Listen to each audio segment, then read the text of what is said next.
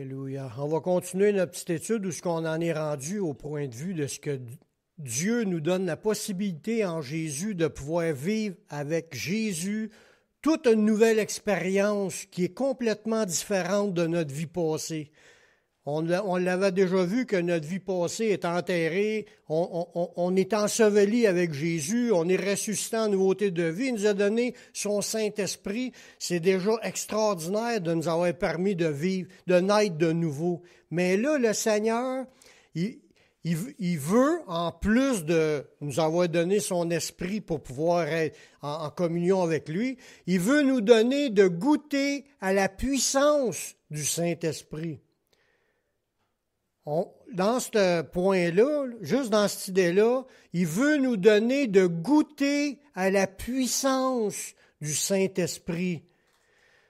Vous savez que le Saint-Esprit, c'est Dieu. Puis Dieu, il n'y a pas de limite. C'est le Tout-Puissant. Le Saint-Esprit, c'est le Tout-Puissant. Tout ce qui est impossible aux hommes, c'est possible au Saint-Esprit. Parce qu'il est Dieu. Rien n'est impossible au Saint-Esprit.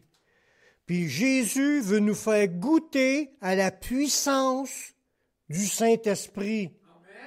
C'est sa puissance à lui. Il n'y a rien qui est aussi grand que ça, là. On ne parle pas de la puissance du diable, c'est infime. Le diable, il n'a rien créé. Dieu a créé l'univers par sa puissance. Ça vous donne une idée de la grandeur de sa puissance? C'est infini. Il n'y a pas de limite.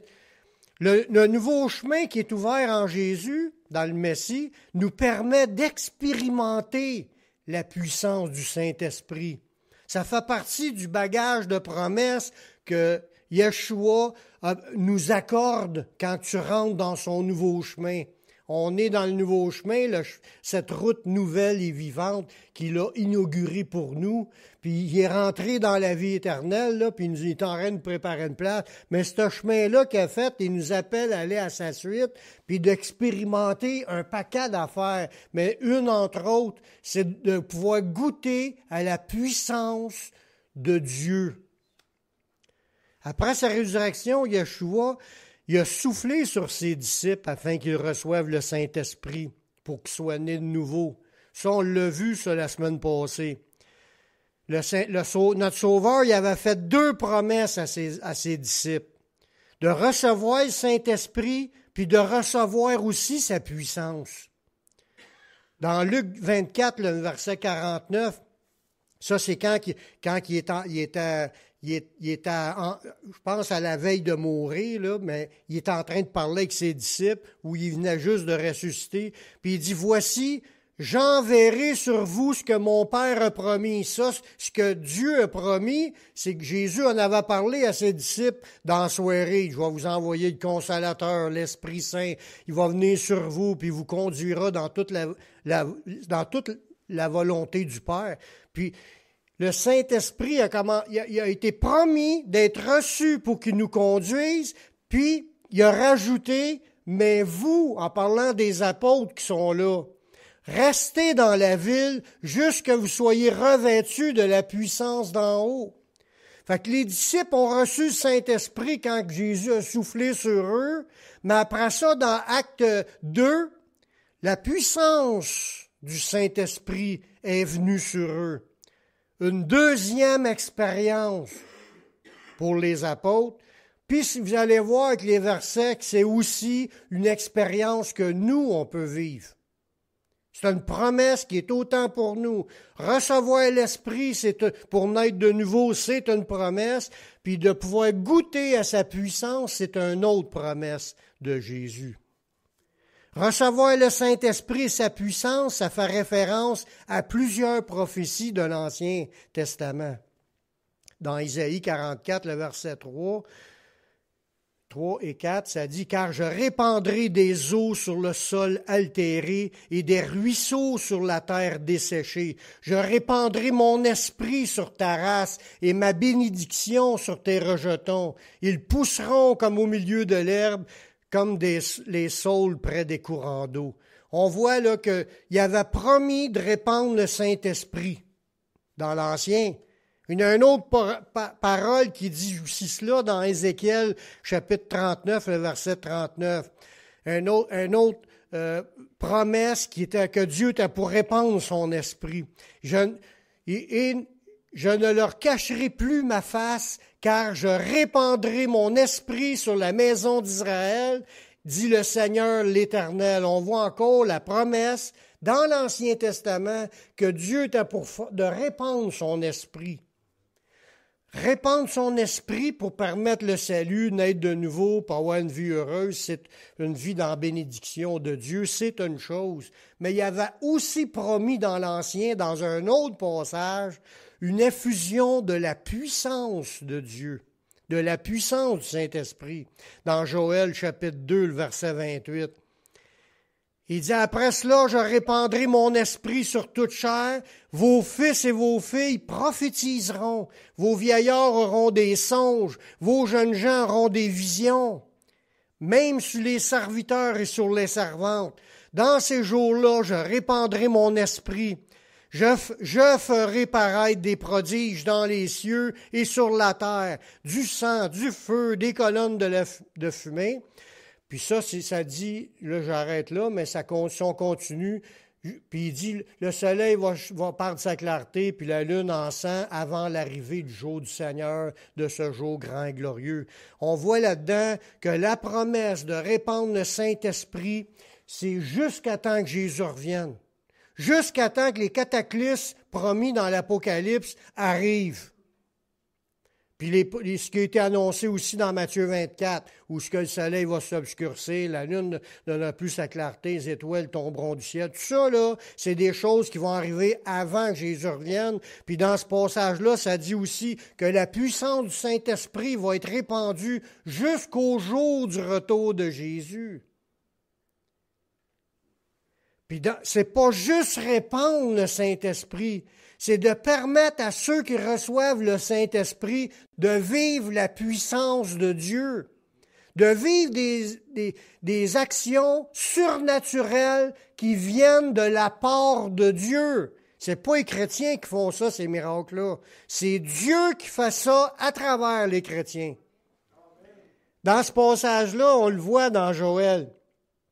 Je vais répandre l'esprit, puis après ça, il dit, même ses serviteurs et ses servants, puis au verset 30, je ferai paraître des prodiges.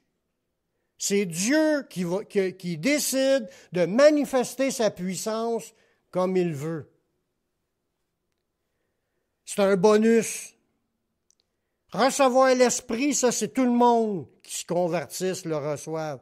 Mais de vivre la puissance de Dieu, Dieu a permis que beaucoup de personnes sur la planète ont pu vivre des expériences surnaturelles par la puissance du Saint-Esprit. C'est pas juste que le Saint-Esprit est venu sur nous ou en nous, c'est que le Saint-Esprit nous utilise puis il se manifeste puissamment par des prophéties, des paroles de connaissance, des paroles de sagesse, le parler en langue, l'interprétation des langues, des miracles produits par ceux qui ont une foi inébranlable. Ils vont vivre des miracles, il va y avoir des guérisons, des délivrances, toutes sortes, des démons qui vont sortir, toutes sortes de signes, prodiges, de miracles, comme Dieu le veut. Puis c'est pour tous. C'est comme là, puis il nous demande de le rechercher. Avant que le Messie en parle, puis il l'accomplisse, parce que le Messie a beaucoup parlé à propos du qui était pour répandre l'Esprit. Il est avantageux, je m'en aille, je vais vous envoyer le Consolateur, puis je vais être avec vous. Puis plein de paroles. Mais avant lui, cette promesse-là était annoncée par un autre avant Jésus, par Jean-Baptiste. Dans Luc chapitre 3, le verset 16. Jean-Baptiste, quand il est envoyé pour préparer le terrain, puis en disant au monde de se repentir, puis de croire en celui qui viendrait après lui, puis que lui, il n'était pas le Messie, il le dit dans Jean, tu le vois, il dit que moi, je ne suis pas le Messie, je suis venu préparer son chemin.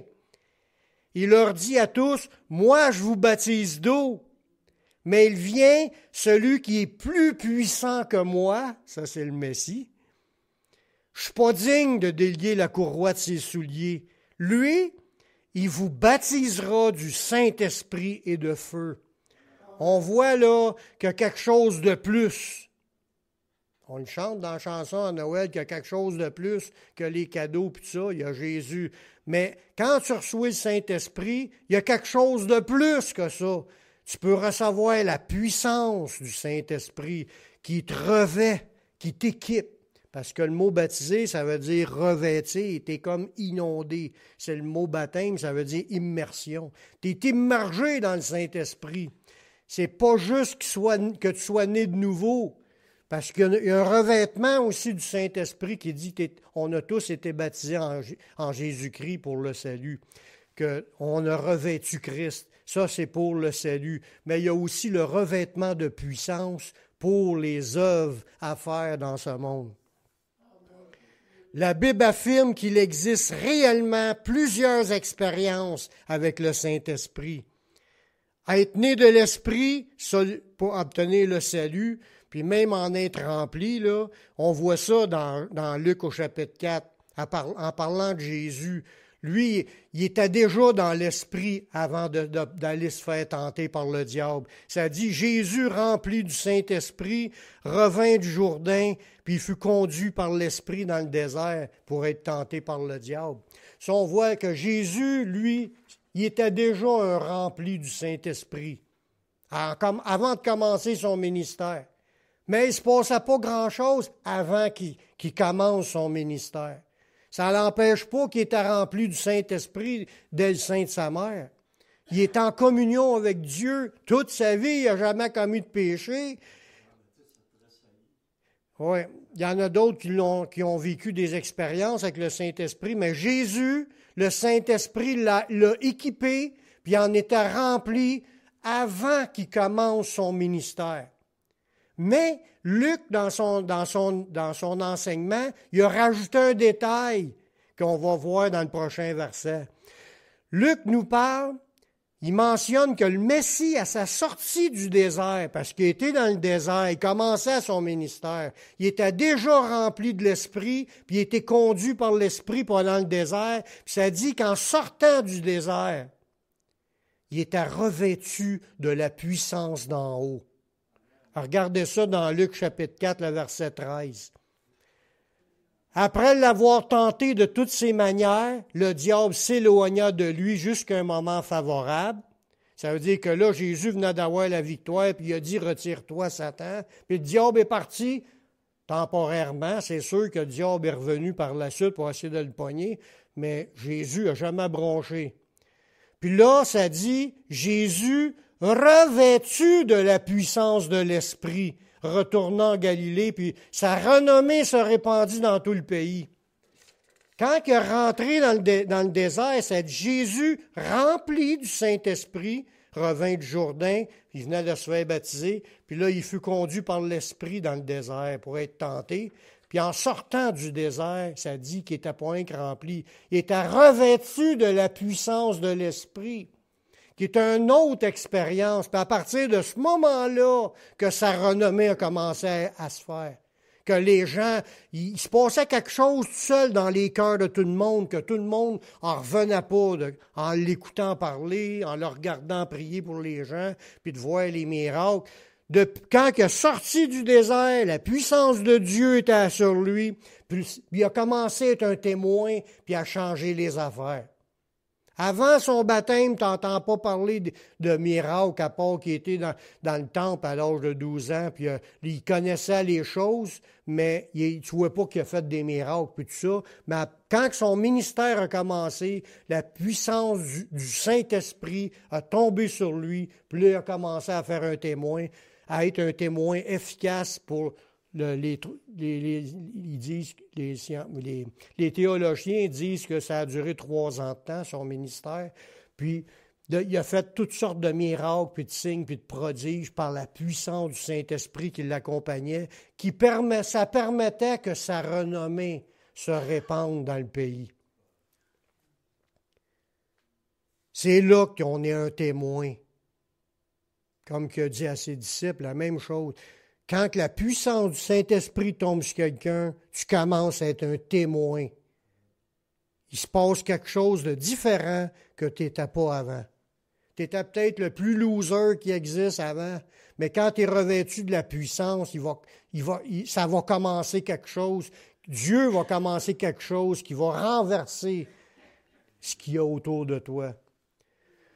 Juste avant que Yeshua monte dans les cieux, il a répété la promesse de l'envoi de la puissance du Saint-Esprit à ses disciples. Il a apparu pendant 40 jours, Jésus, à ses disciples. Il leur expliquait les choses du royaume. Mais juste avant de monter, là, il leur a répété la promesse dans Acte 1, à partir du verset 3. Après qu'il eut souffert, il leur apparut vivant en leur donnant plusieurs preuves, se montrant à eux pendant 40 jours et parlant des choses qui concernent le royaume de Dieu. Fait que Jésus, après sa résurrection, il est apparu pendant 40 jours, puis il expliquait toutes les choses que les disciples avaient besoin de savoir. Puis comme il se trouvait avec eux, là, il leur a dit une recommandation à eux. Il leur recommanda de ne pas s'éloigner de Jérusalem, mais d'attendre ce que le Père avait promis. Ce que je vous ai annoncé, dit-il. Car Jean, il a baptisé d'eau, mais vous, dans peu de jours, vous serez baptisés du Saint-Esprit. Là, il y a un revêtement que l'Esprit était pour faire sur les apôtres.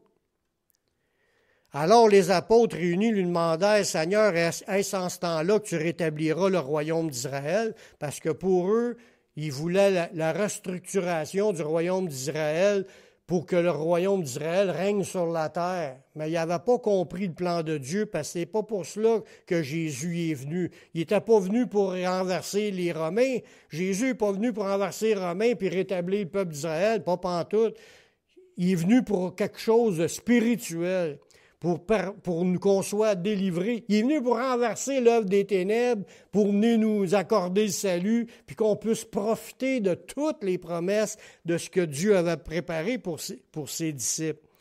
Il leur répondit, « C'est pas à vous de connaître les temps ou les moments que le Père a fixés de sa propre autorité. C'est Dieu qui décide le jour de la restructuration d'Israël. C'était pas pour les apôtres. Mais vous, en parlant aux disciples, mais vous recevrez une puissance. » Il le répète une deuxième fois. Le Saint-Esprit survenant sur vous. Pendant les 40 jours, il venait de souffler sur eux en leur disant « Recevez l'Esprit ». Puis là, il leur dit « Vous allez recevoir encore de quoi de plus. La puissance du Saint-Esprit va venir sur vous. » C'est ça qui fait que tu es revêtu ou ils appellent ça baptisé du Saint-Esprit. Et vous serez mes témoins. Grâce à la réception de la puissance de l'Esprit, tu commences à être un vrai témoin. À Jérusalem, dans toute la Judée, dans la Samarie et jusqu'aux extrémités de la terre. Ça, c'est Beauharnois. Le Saint-Esprit y est promis aussi pour Beauharnois. La puissance du Saint-Esprit est aussi promis jusqu'à Beauharnois, pour que Beauharnois soit un témoin ici. Après avoir dit cela, il fut élevé pendant qu'il le regardait, puis la nuée les déroba de leurs yeux. On voit là la dernière recommandation, quelque chose d'important qu'il leur répète 2 fois. Attendez-là, puis attendez de recevoir la puissance du Saint-Esprit qui va venir sur vous. Il aurait pu dire, moi, je lui ai soufflé sur nous, puis c'était assez. Je n'avais assez. Moi, je suis né de nouveau, je n'en ai assez. J'en veux pas plus. Il y a beaucoup de gens qui se contentent juste de naître de nouveau.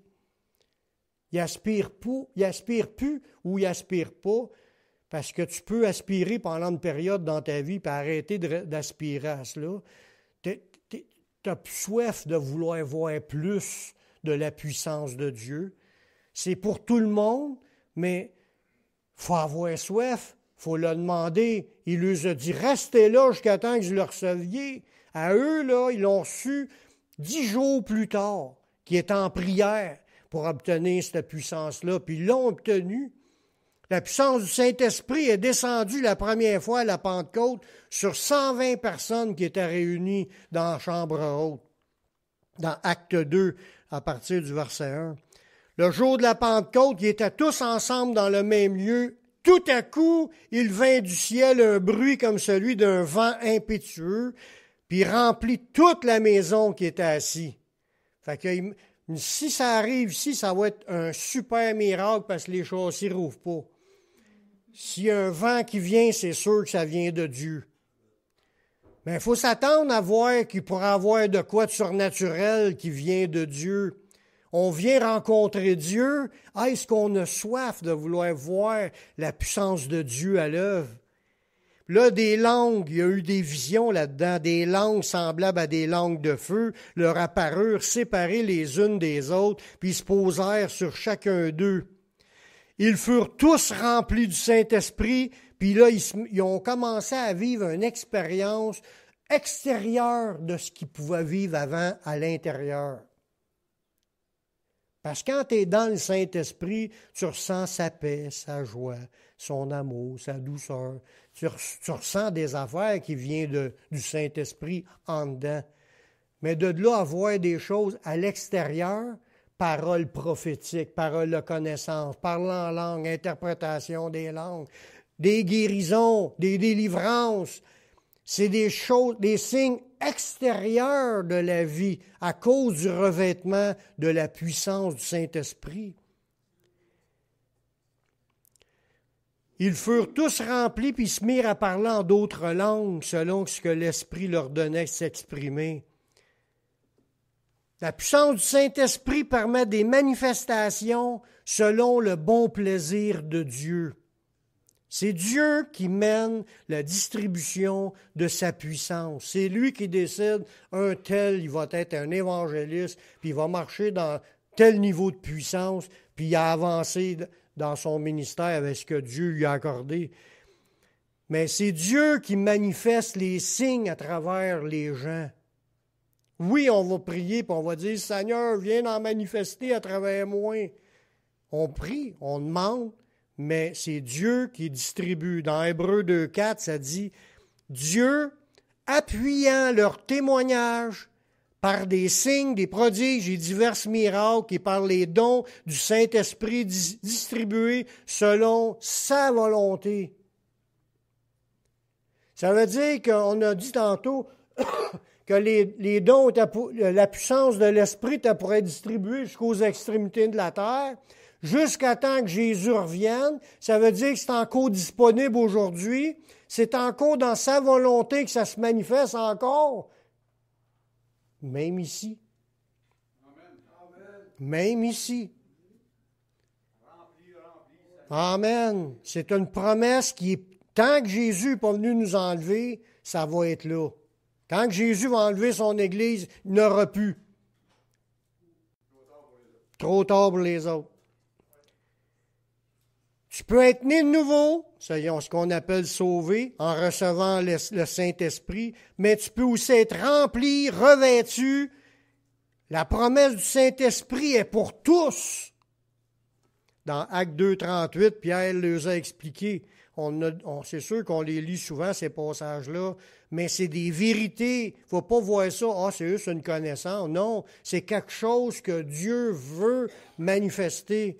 Pierre leur dit, repentez-vous et que chacun de vous soit baptisé au nom de Jésus-Christ pour le pardon, ça c'est la naître de nouveau, et vous recevrez le don du Saint-Esprit. C'est un cadeau que Dieu fait, de nous donner l'Esprit puis nous faire naître de nouveau. Puis ces dons avec, c'est des cadeaux.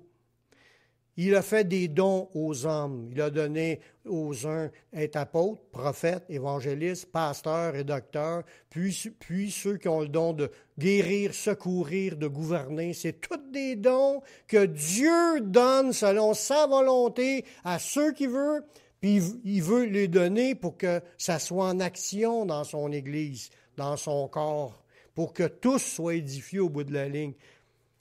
Vous recevrez le don du Saint-Esprit, c'est un cadeau que Dieu fait, c'est même pas une question de mérite. Si Dieu choisit quelqu'un pour un ministère quelconque, c'est sûr que la personne s'est rendue disponible, mais Dieu il a agi dans sa vie pour l'emmener où ce qu'il veut être emmené. Il dit que la promesse de recevoir le don du Saint-Esprit, là, cette promesse-là est pour vous et pour vos enfants. Ça veut dire que c'est pour tout le monde. La promesse est pour tout le monde. Même si on ne le reçoit pas toute la même quantité ou dans les mêmes dons, c'est quand même une promesse pour tous, pour nous et pour nos enfants.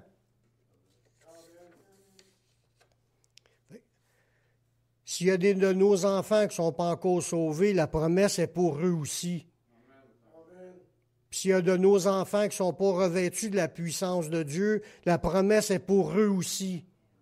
Les dons, le don du Saint-Esprit, puis en réalité, tout est dans le Saint-Esprit. Tous les dons, toutes les manifestations surnaturelles sont faites par le Saint-Esprit qui est Dieu. Puis quand il te donne tout ce qui est... C'est l'Esprit du Tout-Puissant qui rentre dans ta vie, puis elle peut te revêtir, puis t'équiper, puis t'utiliser. Il n'y a pas de limite. Si tu regardes l'histoire, là, dans tous les hommes de Dieu qui ont eu, on a vu des livres qui parlaient de leur vie, qui marchaient dans une puissance incroyable dans toutes les choses. C'était la volonté de Dieu que ça se fasse dans ce temps-là, puis ça l'est encore aujourd'hui. La promesse est pour nous, puis pour nos enfants. Alléluia. La seule affaire qu'il faut réaliser quand on veut que ça se passe dans nos vies, être rempli ou revêtu du Saint-Esprit, ce n'est pas permanent. C'est une expérience renouvelable. Il faut bien comprendre ça. Il n'y a rien qui est acquis, permanent. Oui, il t'a donné le Saint-Esprit pour qu'il demeure éternellement avec toi, ça c'est une chose, mais être rempli puis revêtu puis marcher d'un don, c'est pas permanent.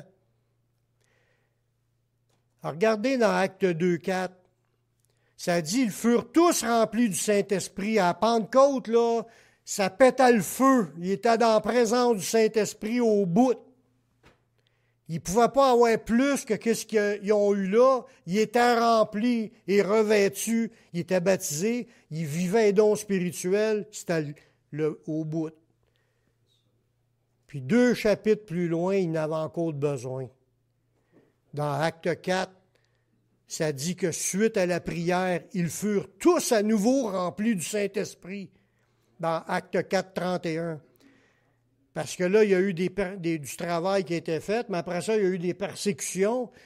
Puis là, il y avait besoin d'être assisté par Dieu puis être renforcé. Puis là, ils se sont mis à prier. Puis ça dit dans Acte 4, 31, quand ils eurent prié, le lieu où ils étaient assemblés trembla, puis ils furent tous remplis du Saint-Esprit.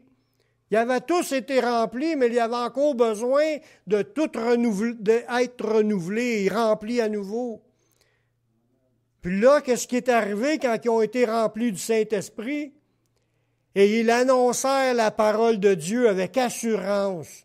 Tu ne marches plus dans la timidité ou la crainte ou la peur. Tu marches dans la puissance. Quand tu es rempli, tu parles du Seigneur avec assurance. Amen. C'est ça que tous ont besoin. Il dit, quand vous allez recevoir cette puissance-là, vous allez être un témoin. Quand eux autres l'ont su, ils témoignaient, sans gêne, sans crainte, sans peur. Il y avait de l'assurance. C'est la puissance du Saint-Esprit qui fait ça. Fait que si on ne l'a pas, puis on se sent déboussolé, on a peur, on a des craintes, puis on n'ose pas, puis on se sent intimidé, c'est parce qu'on n'est pas rempli du Saint-Esprit. C'est simple. Alors, retournons en prière, puis après ça, retournons évangéliser. Vous allez voir que ça va être différent après, quand tu es rempli. Il faut faire le plein avant d'aller au front. C'est comme un soldat qui va au front, puis il laisse ses armes et son équipement au camp. Il va en costume de bain, il n'ira pas loin. Mais nous autres aussi, on a besoin d'être équipés pour aller en guerre. On s'en va là pour combattre. Il faut être rempli, revêtu de la puissance de Dieu. Puis là, on va y aller avec assurance. Paul y explique que pour se maintenir rempli du Saint-Esprit, ça l'exige un entretien. C'est comme un char, tu ne le rentres jamais pour aller faire le changement d'huile. Quand il va être rendu à 100 000 milles, tu n'as jamais fait de changement d'huile, mais je pense qu'il ne se rendra pas à 100 000 milles. Un auto a besoin d'entretien, mais un chrétien aussi a besoin d'entretien. Il a besoin de s'entretenir pour être rempli du Saint-Esprit. Il faut que tu prennes du temps à tous les jours pour prier, puis chercher la face de Dieu, puis de faire le plein.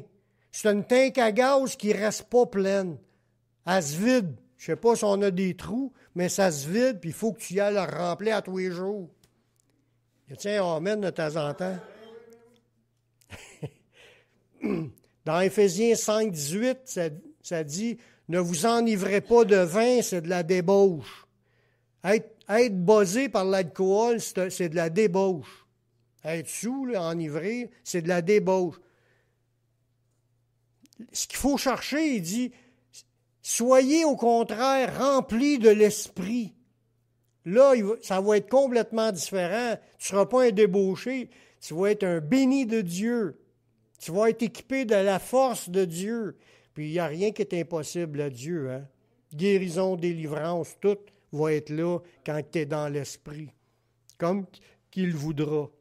Puis il dit, là, pour être rempli de l'esprit, il continue, là, ça ne s'arrête pas là. Entretenez-vous. On voit qu'il y a un entretien pour rester rempli du Saint-Esprit.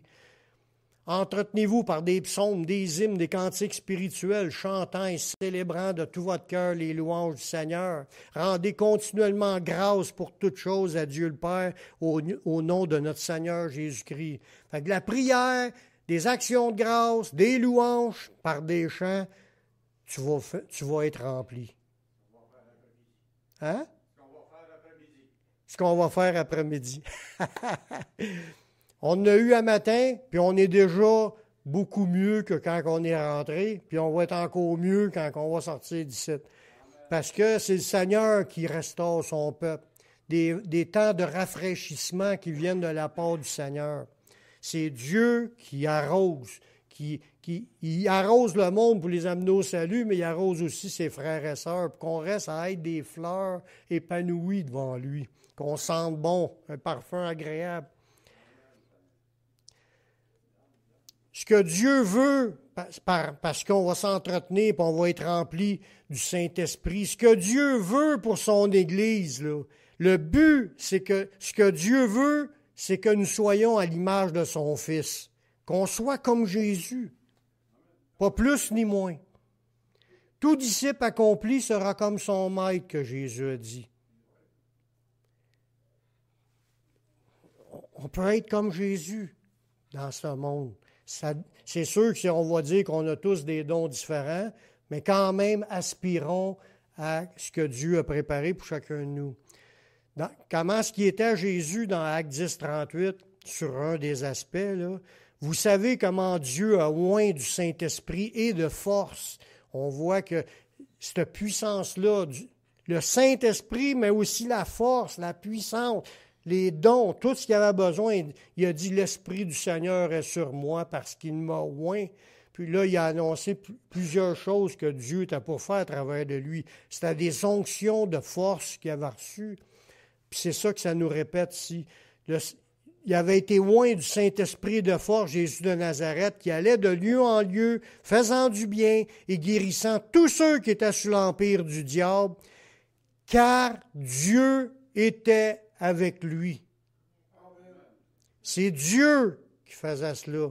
Et même ce que Jésus enseignait, il répétait ce que le Père lui enseignait. Il ne faisait pas les choses de lui-même. C'était Dieu le Père, le Saint-Esprit qui était dans Jésus qui faisait les choses. Puis c'est le même Saint-Esprit qui est en nous. Il n'y a pas 2, 3 Saint-Esprits, il y en a juste un. C'est le même qui rentre en chacun, puis il veut agir à travers de nous. Une fois que tu l'as laissé rentrer, puis que tu t'en veux plus, là, ensuite Dieu nous appelle à marcher avec la force qu'il nous communiquera. C'est lui qui décide de la dose, de la quantité, ou quel don.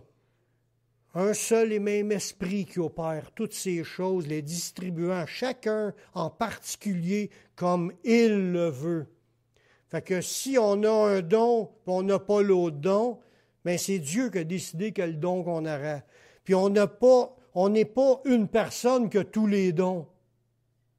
On est un corps. Dieu veut donner de différents dons à toutes les parties de son corps. On a tous une importance afin que tout le monde participe à l'édification du corps. Vous êtes tous appelés à reconnaître le don que le Seigneur vous a confié, le ou les dons, puis de les mettre au service des autres.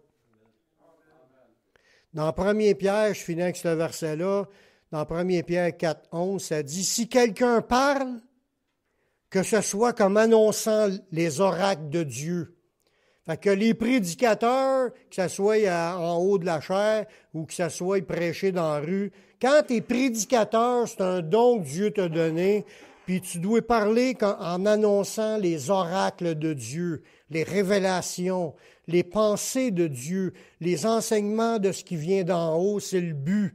Les prédicateurs, c'est leur mission de prêcher, d'enseigner. Si quelqu'un remplit un ministère, là, il y en a plein de différents ministères, qu'il le remplisse selon la force que Dieu communique. Parce que d'un ministère à l'autre, ils n'ont pas la même puissance.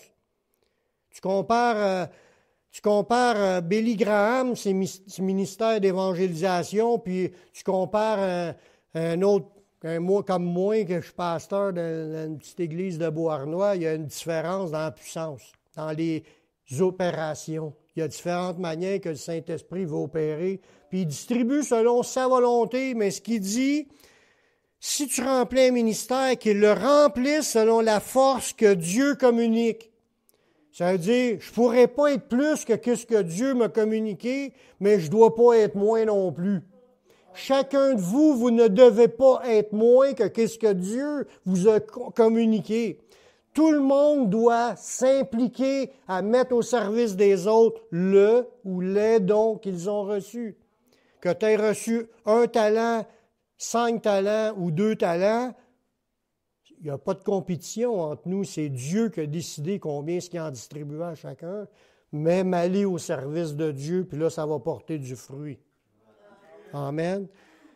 Afin que, quand tout le monde va mettre ça selon la force que Dieu communique, afin qu'en toute chose, Dieu soit glorifié par Jésus-Christ, à qui appartiennent la gloire et la puissance au siècle des siècles. Amen.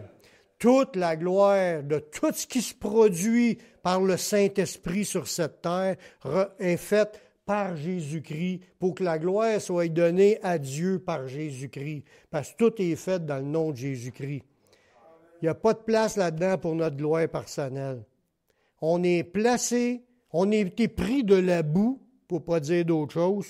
Il nous a nettoyés, il nous a lavés, puis il nous a équipés. Puis là, il nous dit, avance, je suis là avec toi. Avance, puis dis ça, fais ça. Plouc, touc, il nous dirige, touc, touc, touc. Chacun de nous, on n'a pas de mérite, c'est lui qui fait tout. Est-ce que tous veulent être en action avec le Saint-Esprit? Amen. Vous allez tous être là en réunion de prière mercredi. Oui, mais il faut être là, frères et sœurs. Si on n'est pas là, on ne combat pas dans la prière. Les louanges, la prière, c'est ça qui fait avancer le royaume de Dieu. Si vous voulez voir ceux qui vous entourent sauvés, il faut venir prier en équipe, pas juste prier tout seul. Prier tout seul, il y a une place, rentre dans ta chambre, ferme ta porte. Mais il y a aussi une place pour 2 ou 3 qui s'assemblent pour demander une chose. Fait que il y a de la prière en équipe, à part de la prière individuelle, afin qu'on soit rempli de l'Esprit, puis qu'on puisse mettre au service des autres le don. Peut-être vous avez le don de prêcher, puis vous ne le savez pas encore. Puis parce que vous êtes là à l'église, puis vous allez le demander, ou le pasteur va aller vous voir et vous dire, on aimerait ça que tu prépares une exhortation. Puis là, vous allez vous exercer, comme Guillaume fait. Il commence. Puis il y en a d'autres qui doivent le faire. Puis c'est pas juste moi. Moi, j'ai une tâche à faire, je la fais, mais chacun de vous a un poste dans l'Église. Je vais entendre un amen ferme, puis que vous aspirez à vous investir. Attendez pas que l'enlèvement ait eu lieu, il va être trop tard. C'est là le temps de travailler par Dieu puis pour Dieu. Amen. Seigneur, je te remercie pour ta parole qui est vraie. Je te remercie pour tes révélations. Continue à former nos cœurs, à nous briser, à nous changer, à nous donner à chacun une soif de vouloir s'impliquer, à travailler avec toi, Seigneur, dans ce monde. Que ton Saint-Esprit nous dirige dans tout cela. Donne à chacun de trouver sa place, puis que chacun tasse les choses du reste, là, de ce qui se passe autour, puis fasse plus de place pour les choses du royaume. On met nos ventres entre tes mains, Seigneur, dans le nom de ton Fils Yeshua. Amen.